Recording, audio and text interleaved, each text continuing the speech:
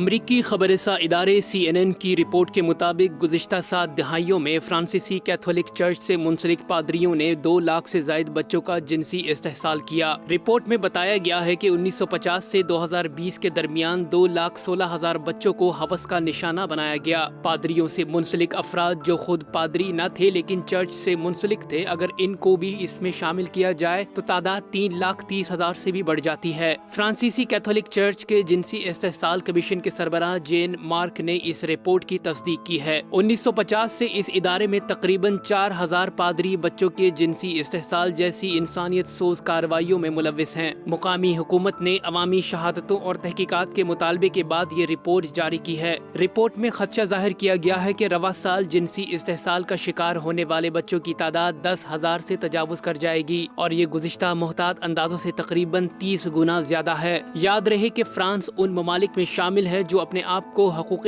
بشر کا علم بردار سمجھتا ہے اور پاکستان میں دہشت گردی اور عوامی حقوق کی حفاظت نہ ہونے کے الزام میں پاکستان کو دہشت گرد ریاست قرار دے کر بلیک لسٹ کرنے کے درپے ہیں، لیکن خود ان کی حکومتی رپورٹس اور میڈیا میں ان کا مکروہ چہرہ بے نقاب ہو چکا ہے۔ فرانس کے چرچ اور پادریوں کے ہاتھوں معصوم بچوں کا اس کثیر تعداد میں استحصال ہونا شرمناک ہے، جس کی مثال نہیں ملتی۔